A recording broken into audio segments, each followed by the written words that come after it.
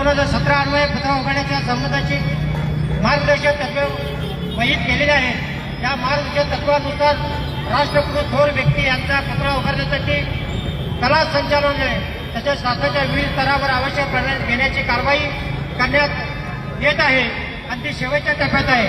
आपल्या सर्वांच्या मागणीला, सर्वांच्या इच्छाला मान देऊन आपली जीववासियांना खऱ्या अर्थाने छत्रपती शिवाजी महाराजांचा आजवरून पुतळा या दिवाळ चौकामध्ये त्याचं नाव करून आजपासून आपण सर्वांनी ते समृद्ध केलं पाहिजे। छत्रपती शिवाजी महाराज चौक या चौकामध्ये आजवरून पुतळ्याचं काम थोड्या दिवसात पूर्ण होईल आणि आपण त्याला सर्व साक्षीदार राहणार आहोत।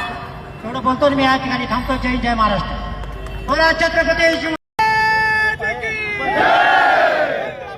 शिवाजी महाराज की जय।